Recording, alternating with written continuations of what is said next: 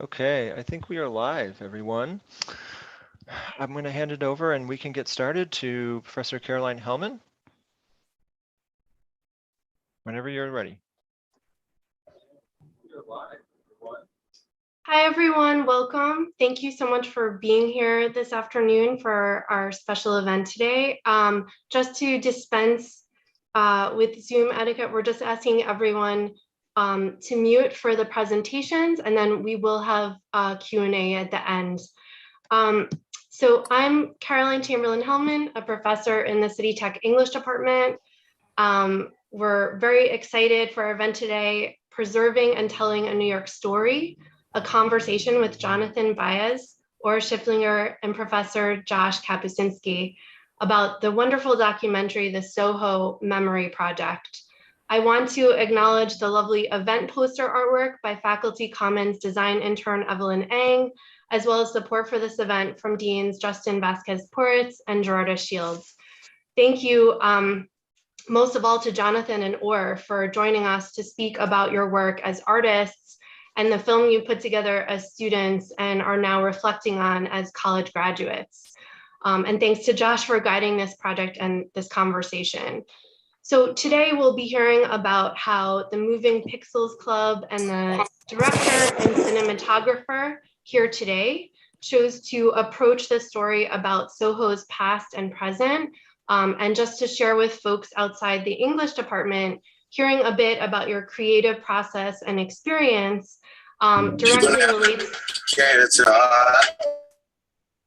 directly relates to work students are pursuing right now in first year writing classes, determining an appropriate genre for work they want to communicate and thinking about storytelling and audience and form. I just want to note some of the awards that the SoHo Memory Project earned were announced during the height of the pandemic in spring 2020, an especially poignant time to be thinking about New York and New Yorkers and the importance of place and memory. In the opening seconds of the film, we see a Soho street come into focus and a discarded newspaper and paper cup whirl about in the wind. Yuki Ota tells us, New York is a city of change. If it stopped changing, it would atrophy and die. And this frame sequence reads very differently during the time of the pandemic, when we have witnessed city streets become deserted and the city and indeed the rest of the world have experienced unparalleled sudden change. In the documentary, after Yuki Ota walks into the frame and sits down, the viewer glimpses the students at work behind the camera. And in a film that explores ideas about archive and memory, seeing our City Tech team working together in the same space provokes some nostalgia for our college community, and your work stands as its own memory project. So to everyone in our Zoom and those joining on YouTube Live, thank you for coming out and tuning in. Although we are virtual, we are still a community. And now I'm pleased to turn the floor over to Josh Kapusinski. Thank you. Thank you very much.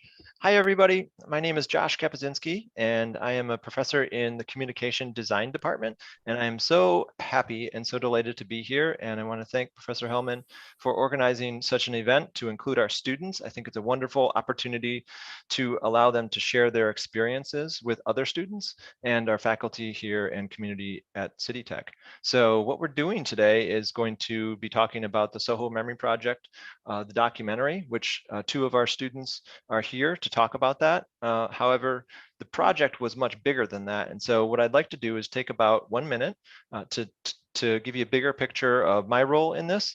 But all the hard work was done by our students, I promise. And so I teach in the communication design department, video classes and motion design courses, motion graphics.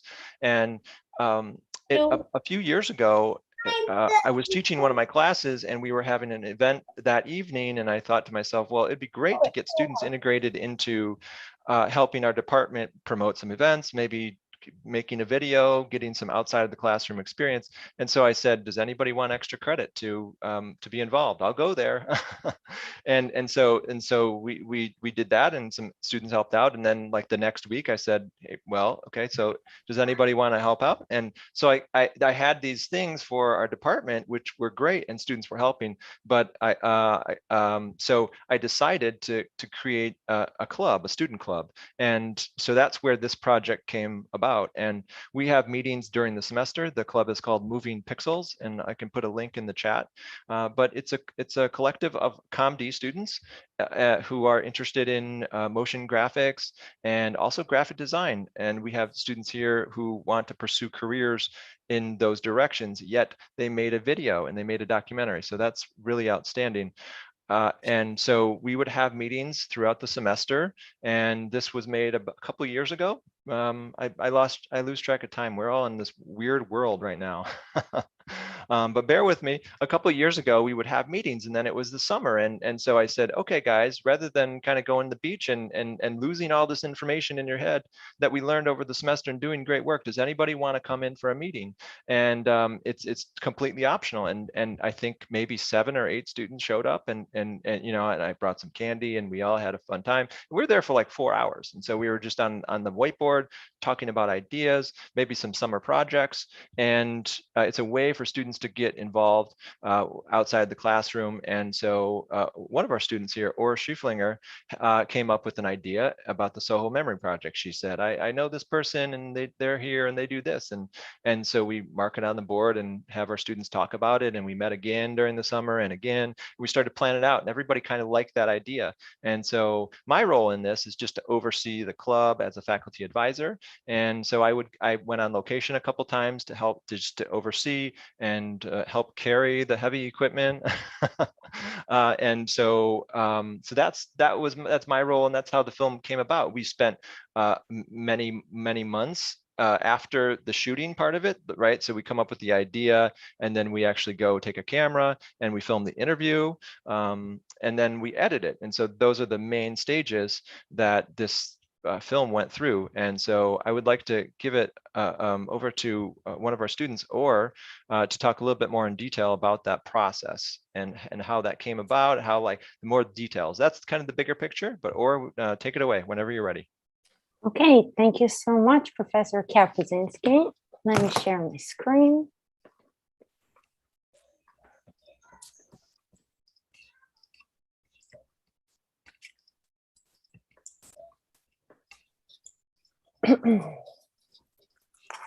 So good afternoon, everyone. My name is Schifflinger, and I'm a recent graduate from City Tech. I focus on graphic design, advertising, motion, and video. So when I came here first at City Tech, I knew that I wanted to be a graphic designer, right? Designing posters, flyers, matching colors, pairing fonts, and that was my destiny in life. Fortunately, today I'm lucky enough to say that I know how to do so many more things than just graphic design. And that is also thanks to the fact that we are in college. And my point today is to really tell you how amazing is your time here in college and how many more opportunities you have than you can even acknowledge, right? So one thing that we focus on as as students in college is building your resume. And same as you, I needed to find a way to build my resume. So I applied to multiple internships. And I was lucky enough to receive one at Symphony Space, which is on the Upper West Side of Manhattan. And they had an interns program where every week a professional from a different field would come and talk to us. One week we had a museum director, another week we had an artist lawyer, and one time we also had an archivist. Now, as a designer, I must confess that the first thought that came to my mind was, why do I need to know an archivist? How is this going to apply to my career, right? Like I want to design posters. But the second thought that came to my mind was actually my dad, a very wise man who has many expressions and quotes that follow me in life, and I really believe in them. And one of them was, always be nice and keep in touch with people because you never know when you will meet them again. Now, if you haven't figured out, that archivist that day that I met in the entrance meeting was Yuki Ota. Now, at the time, I listened to her story, right? Like she's writing a blog about SoHo. She created a mobile museum, right? And it never really connected in my mind, like how does this relate to me, right? But it was very interesting. And I thanked her at the end, and that's where like kind of our ways split, right? But don't forget what my dad said. Now, a lot of students are asking, how can you get an internship if you don't have experience? Well, lucky us, we're in college. A good way to get experience is by joining clubs, and putting clubs on your resumes can help you get an internship. Another thing that you can learn from clubs here, right, is technical skills and soft skills, where you can't necessarily get it in class, but it's skills that you're gaining beyond the class. It's an addition, right? So I joined multiple clubs. I even joined student government. I served on multiple committees. But the highlight was joining Moving Pixels, which comes from the communication design department.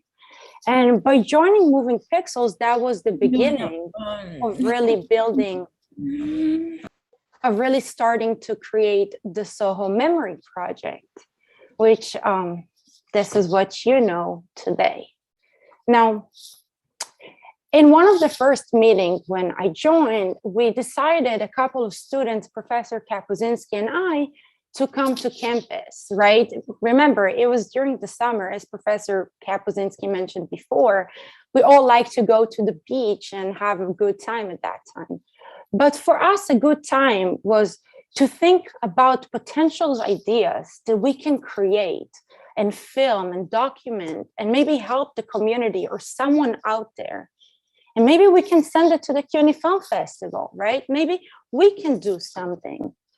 So everyone brought up ideas. We're brainstorming. And what I love about brainstorming is that you're not necessarily thinking about, okay, is it feasible? Can I do it right now? No.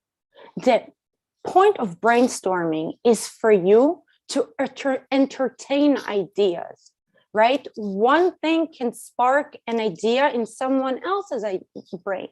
You never know, but you need to just entertain idea and say what you got to say. Now, during this brainstorming, our producer at the time, Melanie Martinez, she mentioned gentrification. And we all live in New York. We all experience gentrification in one way or another, right? And I was thinking, what do I know about gentrification? What is my 2 cents?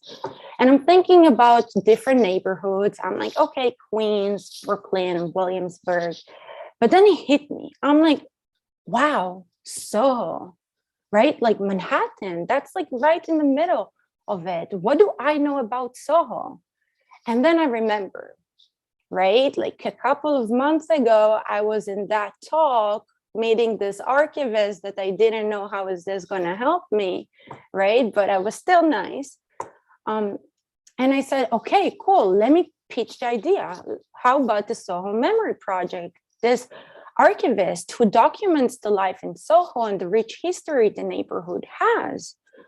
And I must say, again, I don't have more powers than you do, right? All I had to do was start the research, right? Because I didn't know much about it. It was a couple of months ago. I listened to it briefly.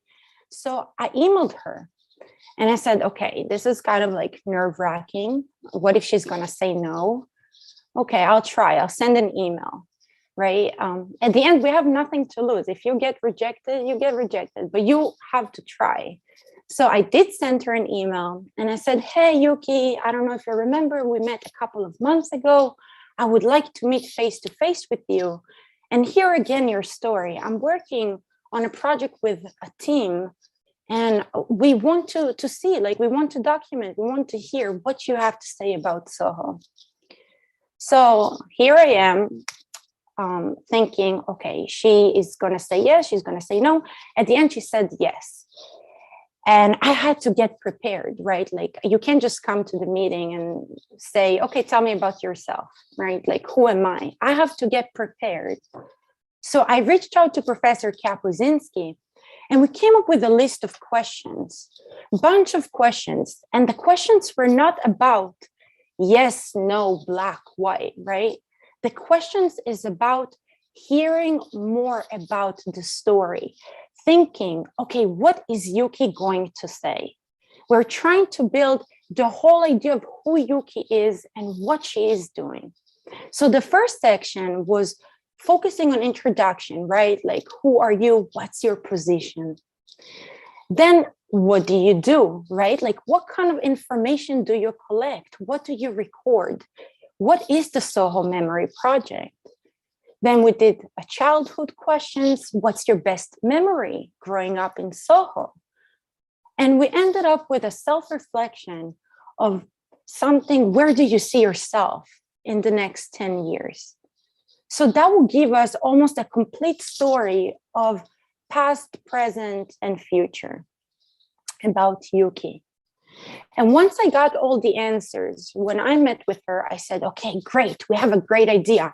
Now I need to bring this amazing story that I heard to my team, and they need to even vote. Do we want to work on it or not?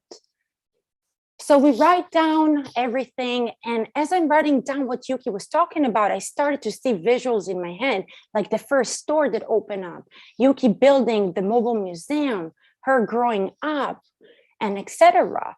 And we started coming up with ideas. Okay, we are going to work on it. We got an idea of how the story structure is going to go down. What do we need to show now as a visuals, right? So the first step was really writing down Yuki's idea, like story, and then coming up with the visuals. And as we came up with the visuals, we set up a day to record the interview, and we set up a day to record the visuals. Some visuals were with Yuki, some visuals without Yuki. Now, remember, the tricky part for us was that, first of all, we have never seen her studio. So we're kind of going it blind. We didn't know how big is the studio, what kind of pictures we're going to be able to see from her childhood, what posters she has on the wall. But we had a general idea, because you always need structure, right? Like you need a date, a deadline, you need time, you need to know what everyone is doing, whether it is me as a director or Jonathan as a photographer, we all need to know what we were doing. So we came up with the list. We started shooting the interview inside her studio. And we also had the opportunity to go outside and really see the neighborhood and feel about like what she was going through. Where does she live? What her life is like. Now, once we recorded the interview and we had the visuals, we had to go back to writing the story, right? Because remember, every story has an introduction, has the pick, right? And it has the conclusion. And the way we are asking the question, it's not necessarily in the chronological order that this is the story. We want to create a story that relates to our audience, right? Because if our audience cannot feel touched or moved, if our audience cannot learn something, then this is just a bunch of words on a paper. We're not making it happen. We're not doing justice for no one. So we had to copy this part, paste this, trying to figure out how would Yuki's story would make sense for our audience while staying true to the original. And later on, you start putting the visual, you're thinking, okay, we have this video and whatever name. We need this part in the video to show hotel with tourist for this part. And remember, this is what you saw on the screen in the film.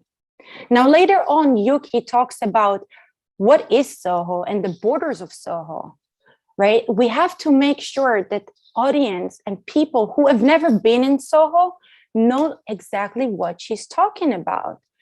When now our audience hear about the historic district, right? They need to know where is the historic district? Where is the ethos part of Soho, right? Where is Little Italy located? So as a director, I also had to work with the motion designer, with a motion graphic to make sure that our audience at all times know where are we, what are we, and what is this about? Now, remember, we're talking here about storytelling and how we created this film, but storytelling is very important even in your daily life.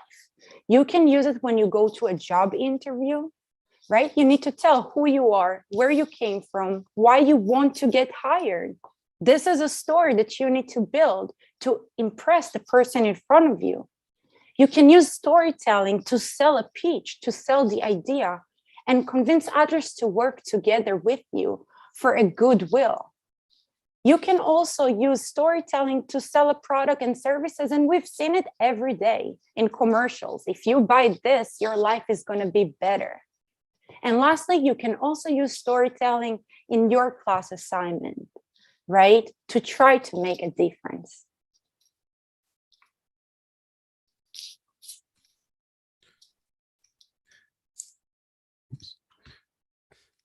Give me 1 second. Thank you so much, Or, for the wonderful information. And I'd like to start by saying, hey, everyone, I'm Jonathan, and I'm a graduate from City Tech with a BFA in communication design. My interest with cameras began back in high school, where one of my friends lent me their camera to take photos on their DSLR. Once I arrived in City Tech, I would then purchase my first camera after taking my first photography class. Taking photos helped me understand many aspects of the camera that I never understood when taking photos on my phone. Once I understood the basics of photography, I wanted to branch out further by learning videography. Applying the same skills I learned before into a new medium opened my eyes to a new world of possibilities. And before I knew it, I fell in love with visual storytelling. Before I graduated, I had the pleasure of helping bring the SoHo Memory Project to life as a camera person. I joined Moving Pixel with a focus on being behind the camera.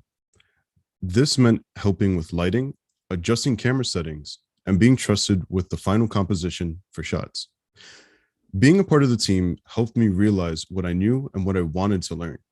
With different projects throughout the year, I practiced my video skills to a point where I felt comfortable being the main camera for projects. During one of the meetings the club held during the summer, the topic of bringing SoHo Memory Project to life was one that began gaining traction fast. I jumped to the opportunity to be the camera person, and the rest was history. I'd be working with Or in order to achieve the shots we wanted to get. The only challenge this early on, as Or mentioned earlier, was not knowing what the studio looked like. This would introduce the fun but challenging part of being a camera person, which is turning words into visuals. Now, the idea is simple. You're given a list of important shots that you need to record. In this case, I was provided with a list of B-roll shots that included Yuki and Soho. I'd also have the great guidance of Or as the director of the project to help steer ideas down the right path. Translating words into visuals introduces itself as an ongoing conversation as a camera person. Some shots that I was asked to record were pretty straightforward and easy to understand, where some other shots were more focused on getting an idea down, but not entirely sure where or how we do it. This isn't a bad thing at all, though. Having a general idea of what you want opens the door to different outcomes that you may have never thought of before. This type of creative leverage is what made being in this role such a fun experience. as we'd brainstorm the best ways to show who Yuki is and what Soho is about. We'd have shots like point 5, where the idea is to capture Yuki holding an old photo of herself when she was younger. I'd get everything set up and we'd shoot something like this a few times. I shot multiple times so we can include different takes, like one where Yuki is smiling in addition to holding her photo, without having to second guess doing another attempt in the future. These key shots would help establish the base story of the SoHo Memory Project. It would then be soon after the initial shots where focusing on Soho as an idea allowed us to think more outside the box. One of the challenges within SoHo Memory Project was the idea of making Soho look empty and eerie. We knew we wanted to achieve this specific feeling, but didn't know exactly how to get it. That's when Orr and I would come up with the idea of capturing Soho right before the sun rises. It would be perfect. Soho would be empty of cars and people, plus we'd have an entire playground to explore. Only that in order to get shots like this, we'd have to dedicate ourselves to waking up super early. We're talking like being Soho by 4 a.m. early. But me and Orr were up to the task. It was fun doing something we both have never done before in hopes of making a documentary a step above what we initially aimed for, and it completely played in our favor. The only issue I'd run into tech-wise would probably be just the focus not being completely where I needed it to be, but as long as the idea was there and we captured the feeling we wanted, then we were in the gold.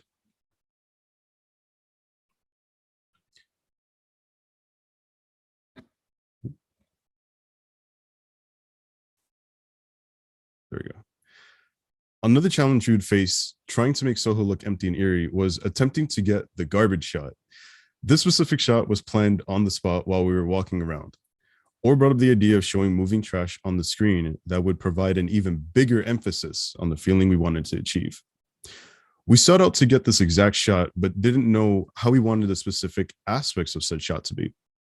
This would include the type of trash, whether we're moving or standing still, and even if the wind would allow us to capture this shot at all. Our initial attempt would be this shot right here, where we couldn't get the paper to catch onto the wind at all. And it also didn't help that we were in a bit of danger as we stood over a metal cover that when cars drove over it would vibrate an uncomfortable amount.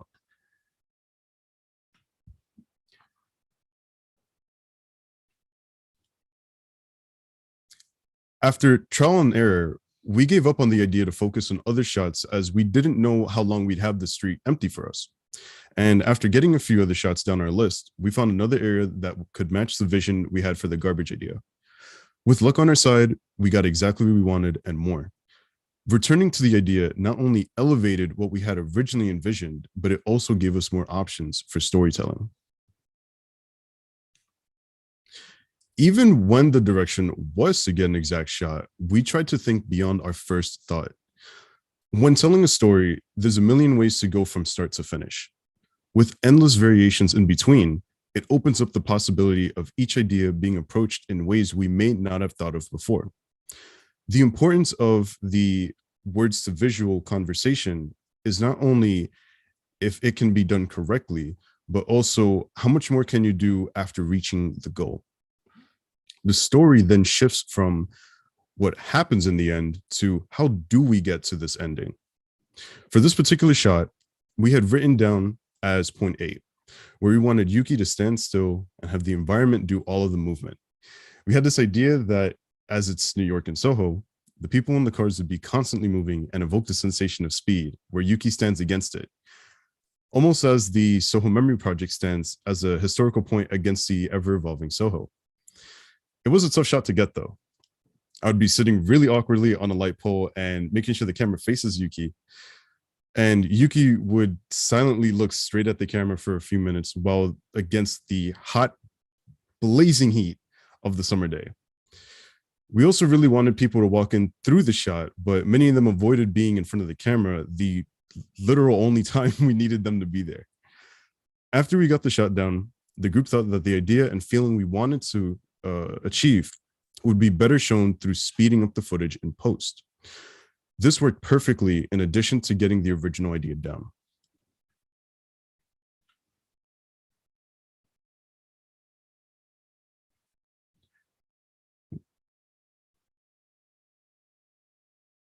There we go.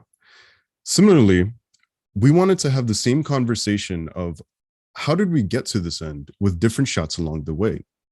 We knew that we wanted shots of street signs at an intersection within Soho, but didn't know which intersection we wanted.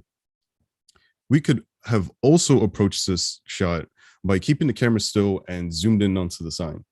But in the spur of the moment, we thought of a new way that we could get the same ideas down with an extra push.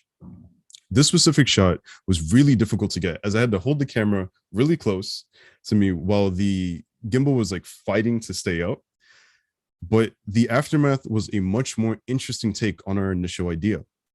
Experimenting as much as you can, when you can, is something I love to tell people to do, as it opens up your mind to new and unique ways towards tackling challenges. During the shooting for the documentary, we captured a few of the shots that worked in coincidence with what we wanted. One of the shot ideas was capturing construction and for rent spaces within Soho to not only show how much, but also how quickly the area was evolving. We captured a few shots of construction taking place that worked, but while on the move, also caught onto these huge concrete blocks that were promoting the same idea. It made this idea look more unique than had looked before.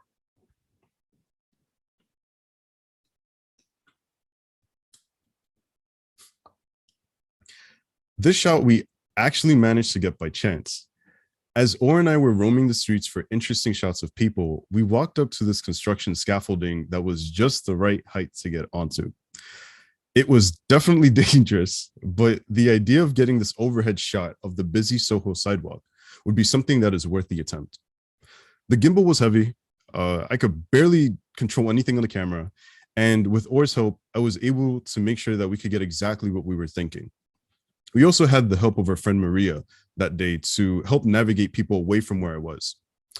The shot came out great and aided the idea we wanted to get across in the documentary. Teamwork really makes the dream work.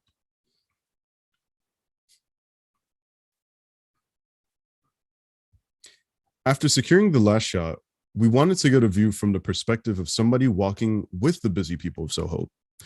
The shot is simple. Just zoom in the lens all the way and walk in a straight line, and you'd get this really cool and busy footage. But funny enough, me and Orr were struggling with keeping close and making sure people didn't bump into us that could potentially lead to the shot not coming out the way that it did. In the original recording, Orr asked me, "How does it look?" And I told her, "It's difficult." But even with the difficulties, we managed to get the shot to look much more interesting as opposed to our first idea of standing still and zooming in.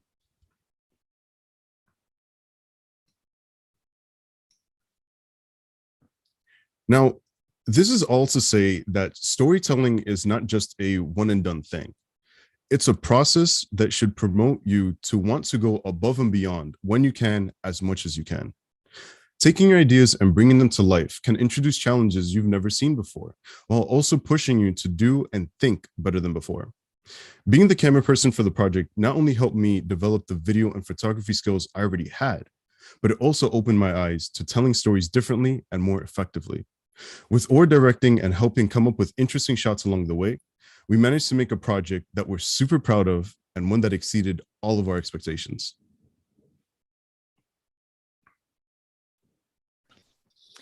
Now, after you heard about the process of making the SoHo Memory Project, it's time for you to start your project and picking a topic, right? And what a better way to pick a topic than brainstorming. Brainstorming can be done by yourself or in a group setting. Coming up with ideas can be easy and starts anywhere. It could arise from a conversation you've had with your friends, to walking around your neighborhood and finding inspiration, or even browsing the internet and checking the news for something you think is really interesting and want more people to know about. Right. And Jonathan and I would recommend you to pick a topic that you love, a topic that you're passionate about, because that is going to make the process more interesting and easier for you to search and learn. Now, after you settle on a topic and you created a structure, you need to start thinking how you're going to bring this idea to life. Now, as college student, we always think, oh, we don't have the right resources. Maybe we don't have all the resources, but we have more than enough here on campus. And we are going to think about how you are going to do this. So Jonathan, please. This doesn't mean that you need the most expensive software or equipment, though. You could use what the school has available to you, or even things that your friends could lend to you. This also means using things that are readily available to you, such as your phone for its camera and microphone, to your friend's camera, or even your own laptop, where you can utilize stock site assets, such as footage or images or audio, that could help bring your idea from paper to screen. Right. And remember that resources, they range from software to hardware. And similar to Jonathan and I joining Moving Pixels, right? It is only one of many, more than 40 clubs here on campus that focus on different fields and interests that might be a perfect fit for you. Now, using clubs and being involved on campus can expose you to more resources than you even imagine, and a good way to meet people. Now, speaking about meeting people, our next topic is getting engaged. Now, once you have your idea down and you have your equipment ready, you should start finding others who could help bring your project to life. Collaboration is one of the most important things you can do in order to take your project to the next level. You don't need to be the jack of all trades when fleshing your project out. You can introduce your friends and peers into the equation, who could not only help you with equipment, but also provide additional skills you may need in order to see the project through. Collaborating not only helps your project become more noticed, but it also creates opportunities for others to grow with you as well. Through brainstorming, utilizing resources we had available, and collaboration between one another, we managed to take the documentary to not only win the best long-form documentary at the CUNY Film Festival, but to also make SoHo Memory Project recognized nationally and internationally, showing that a simple idea and the right team can help your projects reach further than you anticipated, along with creating friends for life. Jonathan and I hope that everything we talk about today resonate with you, and now you are able to start your project.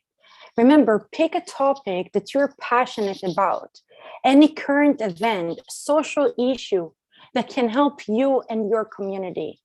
Get engaged, use the resources provided for you here on campus. I promise you there is amazing people, amazing softwares and hardwares that you can find. Thank you so much for being here today, and thank you for listening to us. Very well done. Thank you so much. I would like to share one thing, and before we get into some question and answer from you guys in the audience, so think of something that you'd like to ask or Jonathan, and in the meantime, I'd like to play this. This is a very cool moment captured, and what was cool about this is that it was recognized, as Jonathan said, in so many different ways within CUNY, within a national stage, an international stage, and this is the CUNY Film Festival, the reaction, if I could share my screen. It's a beautiful moment of our students in the moment winning. So I have this queued up, and let's take a look. Documentary, undergraduate long form, and the winner is the SoHo Memory Project. I think I've always felt that the work that I'm doing is worth it and that it's important because it will help people envision the future of SoHo. Without looking back at the past, it's very difficult to build the future for SoHo. Thank you, CUNY Film Festival, for recognizing our work. This is truly amazing. I hope that you, your family, and friends are doing as well as you possibly can be doing during this strange time.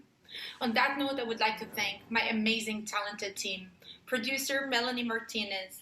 And it goes on, but the moment, the faces it's just so beautiful. And I'm so proud of the work that not only just or Jonathan had created, it's a team. And I think that's really important, the collaboration. And what we're doing here today is a collaboration between departments. And I think that's really great. So hopefully you guys have in English and in many other departments have learned a little bit about the process of making a documentary. And so thank you, Or and Jonathan, so much for sharing your experience and some funny tidbits and this and that. And so if you guys have any questions, Caroline, do you want to jump in, add any comments before we go into a Q&A?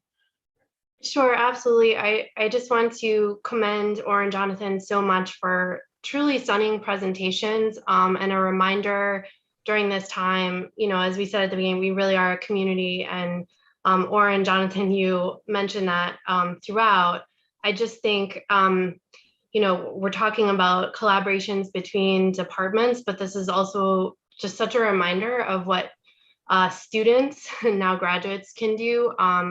The pretty momentous contribution to culture you made with this work.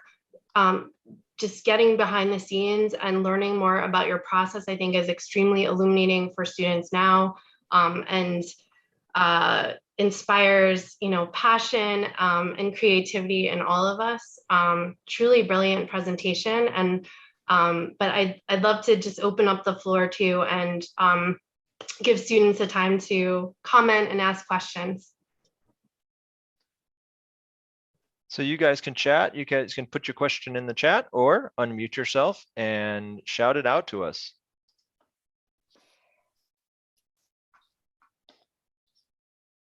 I know that puts everybody under pressure. Can you leave the link to the different clubs that the school offer, because I want to join a club spring semester. Sure. Okay. Sure. Thank you. Yeah, and clubs are really a great sub community within departments. And just a really quick 30-second elevator speech. The reason why I got my start, I was a student walking around in undergraduate school, not knowing actually what I wanted to do. And I got the opportunity to join a club. And once I joined a club, it all clicked. Like I got to make a video with some friends, and I was like, wow, this is really cool. You can kind of be goofy on camera, you can have fun. And then after that, that was the moment. And then it was all history, and it was all pure passion. And I think passion is something that really was a driving force for all of the members. Jonathan, and waking up at 4 a.m, you don't do that unless you really care and truly care about a project. And so that's really one of the things that took this to the next level. So I'm so proud of you guys. We do have a question in the chat here. It says, I guess this is addressed to you, Jonathan. It says, would being a camera person for your parents help? Yeah, absolutely. Like, even before I got a camera, and even before high school, my biggest thing was just going out and shooting on my phone. And I had like really bad Android phones back then. Like, you could barely see any detail, but it's more about like the drive that you want to just capture something. So I would go, and while I'm outside hanging out with friends or just taking a walk in the park, I just take pictures of anything, literally anything. Like, my favorite thing to take pictures of that still inspires me to take pictures is of sunsets. So that gives me like one reason to go outside and shoot, even if I just had like my little phone, or even now where I have my camera. But any and all experience with just using the camera, putting it to work, whether you think it's like the best work or you're just doing it just for the moment, is great experience, and it's going to add to it later down the line. Okay. And or here's a question for you. Could you share your father's quote one more time? Of course. Oh, he needs to write a book. He has so many. Which is kind of funny, because there is another expression in my culture that we say, cast bread up on the water, which means like, if you do something today, you don't know how it will affect you in a couple of years, right? Like, me thinking that I want to be a graphic designer, I just joined Moving Pixels because I'm like, oh, motion, what else can I learn? How can I continue challenge myself and learn skills beyond the class, right? So you join Moving Pixels not knowing that in a couple of years you're gonna direct a film and learn what an amazing, talented people you have in your class, right? Like we all come from different backgrounds. And it's cool that we can collaborate and, like, again, help the community and bring ideas to life. To add on to that, or Mm-hmm. it is it's a great way to stay in touch and network and with other students. And also, even though your passion is graphic design, right? That's what you've always told me. And Jonathan, if you've forgotten, I met you in one of my classes and you wanted to be a graphic designer as well. So here we are, talking to lots of people about a film that you made that won so many awards. So the moral of that little bit is that it's really important to keep an open mind while you're in this period or this space in your life in college where you can explore, and don't be so picky about things. You know, a lot of people say, what do you want to be when you grow up? But also I think college is sometimes about what you don't want. Try things, and if you don't like them, then try other things. It's a very special period, whether it's this big or this big or this big. That's all okay. But I think using and utilizing the people around you, your peers, your faculty and the staff and our community is really taking advantage of everything that comes to you. Kate asks in the chat, where have you shown the film? Or would you like to answer that one? Yes, the full list, right? Sure, let's do it. Does everybody have time for this? I mean, it takes probably like 20 minutes. We start with the CUNY Film Festival, and then the CUNY Asian American Film Festival. And then from there, we went to the Asian American International Film Festival. And then from there, we went to Doc NYC, which is the largest documentary film festival in the nation. We were in the Brooklyn Women Film Festival. We've been in the Tellys. We had the BFA show in ComD here at City Tech. We also won there. Respect for that. We have been featured on BronxNet on TV. And what do you guys think about that experience? Just tell me. Just like, what is it in words? Just can we even put it into words? Crazy? Like, keep it clean. Keep it clean. No, I'm speechless. I mean, Jonathan, please, if you have. Every time I hear about like how far the film gets, I like blow up Or's phone and I'm like, this is crazy. Like, it's really crazy because we really did come together and, you know, get the idea going for the idea of like, oh, we're going to submit it to one spot, which was a CUNY Film Festival. And we're like, oh, okay, this is sick. Cool. We got what we wanted. We had the reaction video, which makes it even better. And, you know, we just have this overall experience just documented now. But then it just kept going like further and further and further to the point where we won Telly Awards. And I'm like, we could win a Telly Award? What? It was like so crazy to me, like just hearing about these things. And I told like my friends, I told my family about it, and they're like, that's insane. And I'm just like, man, I really don't know what to say for like how far it's reached. And it's just been incredible. Here they are. Right there. The silver trophies here, really good. And so there was a question in the chat also, what have you guys been working on since graduation? So can you talk to us about when you graduated and what's happening today, tomorrow, next week?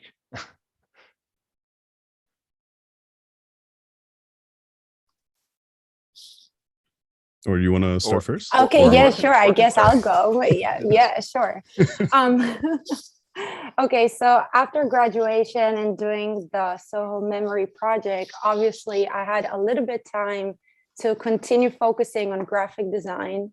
I currently work here as a graphic designer in college. I'm a college assistant, right? And I help with the provost office, like as you saw Plan Week, created more videos for our students to really get familiarized with our college. I'm a huge advocate for students, right? From all backgrounds and all levels, and continuing our path of, what else can we do? Can we do more films behind, or can we collab again?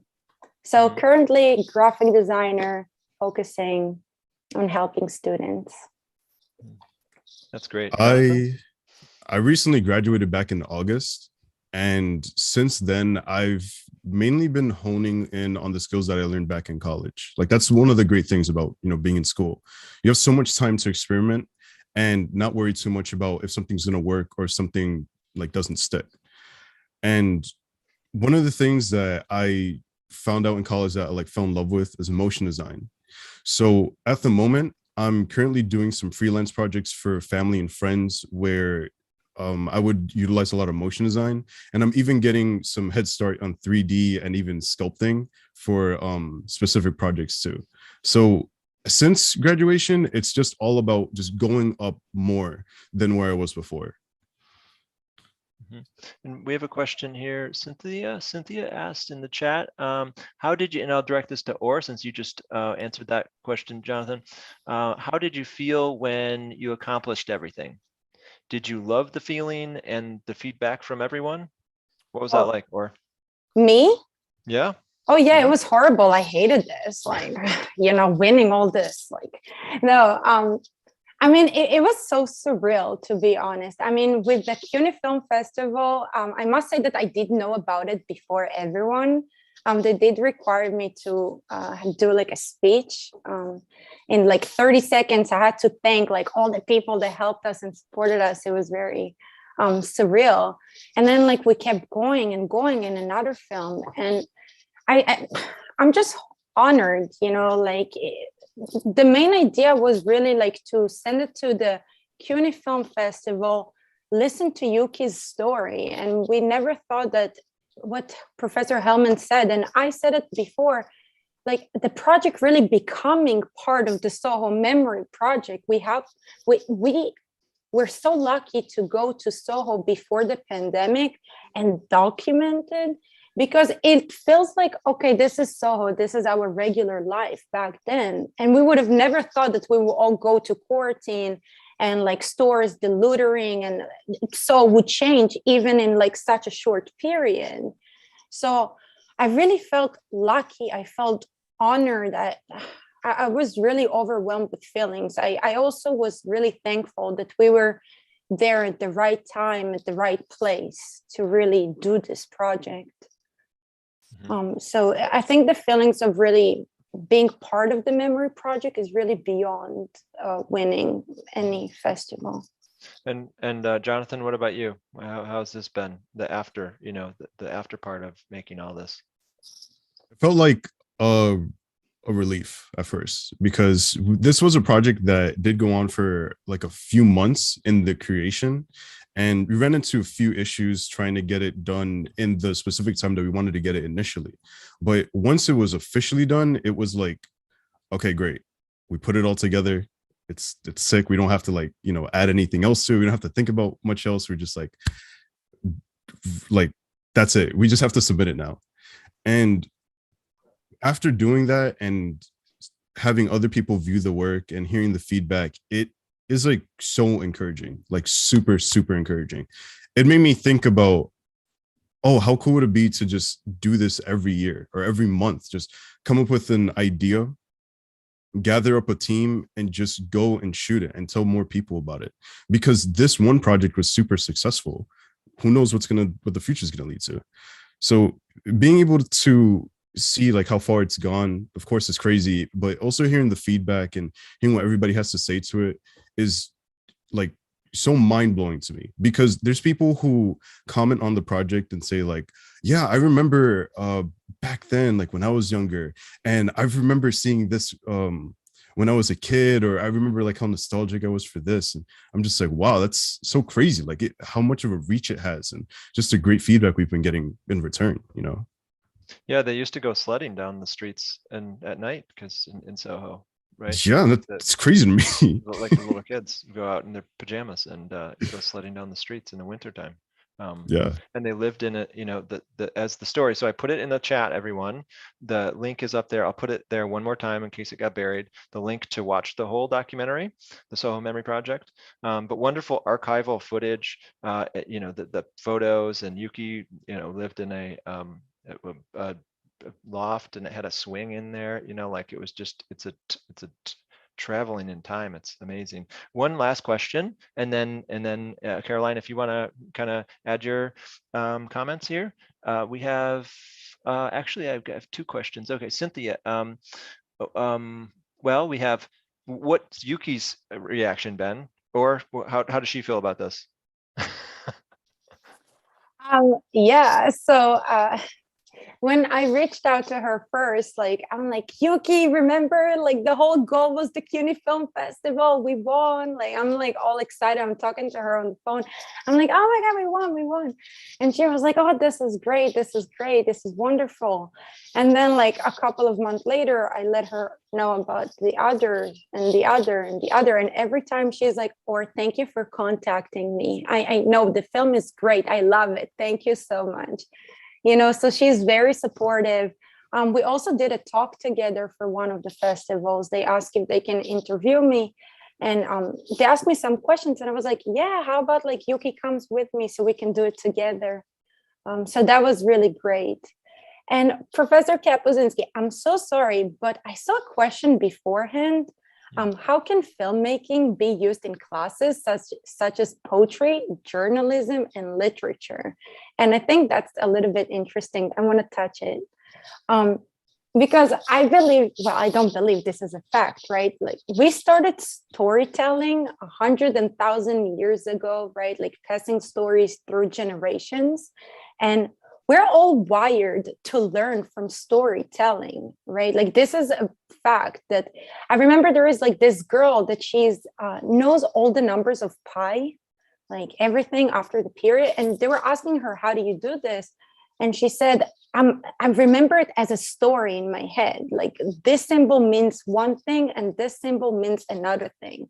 And it's a way for her to really remember the whole numbers because she's telling herself a story. So when I hear about poetry and journalism and literature, this is literally documenting, right? This is the storytelling. But don't forget that besides storytelling, we are also visual learners. And if you can write the poetry down, and if you, again, have the idea of what you want the audience to feel, what you want to portray, the visuals should just come like this. The visuals are an aid for you to tell your story to other people, right? And make it more accessible and inexclusive and really take it to the next level. So again, we're all creative. When I see a piece of text, don't you have the association oh, what do I see now? Maybe it's a color, maybe it's literal, right? Maybe it's abstract, maybe it's literal. But I think that you can apply filmmaking and visual aids to any class, regardless, even math, right? Showing equations, you can do that. Yes, I just wanted to touch that. Sorry. Amazing, thank you, and thank you everybody. And let me go ahead and turn my camera on. Hi, so I'm Robert Lesson. I'm the chair of the English department, and I just want to congratulate and Jonathan and Josh and Caroline. But then there are so many unnamed people I know who've been involved with these projects. But this has been truly inspirational to me and has made my entire week. So I also want to say specifically a shout out to Josh for the amazing inspiration that he's provided for the students. And I know that there's been a lot of other work that Josh has been doing in the college that has been lauded by many, many people. So thanks to all of you. And thanks for putting this on, Caroline. It also makes me feel like once we return in person, the Pixels Club and the awesome work coming out of that, and the SoHo Memory Project, and I know the other numerous projects that Josh has been involved in, it would be really fantastic to be able to get people in a room and have a discussion about these wonderful ideas face to face. So I'll stop there, but thanks to all of you, truly. So thank you, Robert. Everyone, we're just about out of time. I just want to thank Or and Jonathan and Josh again. And it strikes me, we have a memory project of SoHo, absolutely, but we also have the memory project of City Tech, and this time capsule of you all. And I guess I'd like to end with a project proposal, that we tell the story of City Tech and CUNY. Think about it. It could be a potential future endeavor. Don't want to ask you to commit to work so immediately after stunning these stunning accomplishments already. But thank you. You've inspired us all, and I echo the comments of colleagues. You're also amazing teachers, professors. So you have a career that extends, beyond film. Thank you, and thanks to everyone for coming out. And I'd just like to, yeah, very good. Thank you so much. It's been great. I mean, the response here, we have 55 participants in the chat. We've got 31 people here on the YouTube stream. That's amazing. Quick shout out to finally the other students who were involved in this, as mentioned, Melanie Martinez, right? So this is a team effort. It's not just Or and Jonathan going out and shooting and bang, they make a shot and they put it in there and it's done. They went through a lot of revisions. They can tell you a long story, and we're probably frustrated at times I don't want to make this change. I don't know, So Hoa Vu did some of the motion design and the maps when that was created, and to tell that story, we're kind of like circling off the different parts of SoHo and how it was changed names and things. Anna Sadova helped out on location. We've got Natasha Yee, who built a large part of the editing structure of the film, and then Gabriela Martinez as the other editor to the film. So great teamwork, and I want to thank you all. We're so proud of you at the college, and keep doing what you're doing. Keep doing what you love and what makes you happy. Thank you, everyone. Take care. Bye-bye. Have a great day, Professor Hellman. Bye. Excellent presentation.